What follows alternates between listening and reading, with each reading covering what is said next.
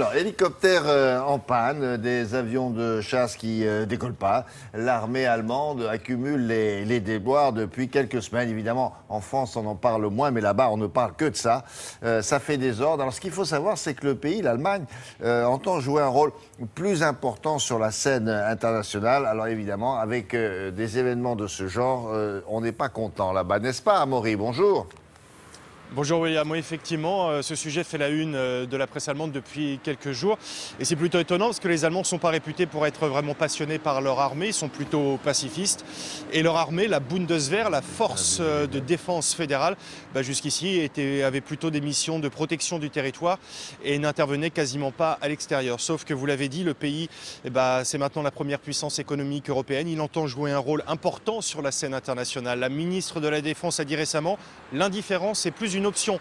Et l'armée, c'est donc un outil de cette puissance retrouvée, sauf qu'on s'est rendu compte récemment que cette Bundeswehr avait les pieds bien fragiles, des avaries matérielles en série, une série de déconvenues et une polémique politique qui enfle. Regardez tout cela dans ce sujet réalisé avec Julien Klein. Une visite historique. La ministre de la Défense allemande au Kurdistan irakien, venue apporter l'aide de son pays aux Peshmerga qui luttent contre le groupe État islamique. Sauf que la ministre est arrivée les mains vides. Les armes promises étaient bloquées en Bulgarie. Même mésaventure avec ces tonnes d'aide humanitaire pour la lutte contre le virus Ebola en Afrique. Cette fois-ci, c'est aux Canaries que l'avion militaire est tombé en panne.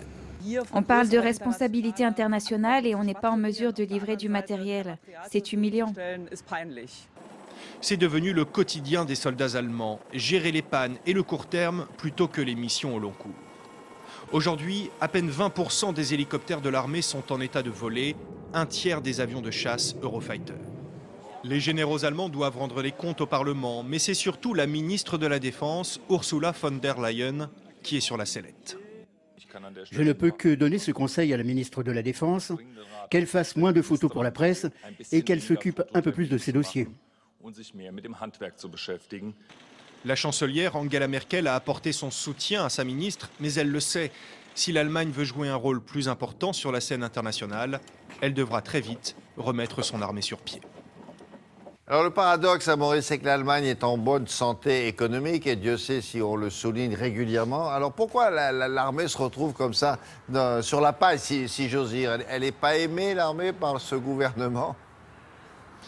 Alors, ce n'est pas forcément lié à ce gouvernement, mais l'armée ici en Allemagne n'a jamais vraiment été une priorité. Son budget est toujours resté limité. Le pays donne beaucoup moins à ses soldats que d'autres pays équivalents, 1,3% de son PIB seulement, alors qu'en France, c'est quasiment 2%. Et c'est ce que dit la ministre von der Leyen, qu'on a vu dans le reportage. Ce qu'elle dit pour sa défense, c'est qu'elle, elle ne fait que gérer des problèmes accumulés depuis des années, et notamment depuis la réunification du pays, la fusion entre l'armée de l'Ouest et l'armée de l'Est. Un exemple de ces problèmes de gestion et de budget, il y a chaque année 1,5 milliard d'euros de crédits militaires qui ne sont pas consommés, de l'argent qui est là mais qui n'est pas dépensé, qui suffirait amplement pour réparer un certain nombre de matériel et remettre ces avions et ces hélicoptères dans les airs et non pas au sol. Alors c'est sans doute ce que la ministre doit faire parce qu'elle ne peut pas compter sur une augmentation de son budget. L'Allemagne va enfin avoir un budget à l'équilibre sans déficit et c'est clair que ce ne sont pas les militaires qui vont faire repasser le budget du pays dans le rouge.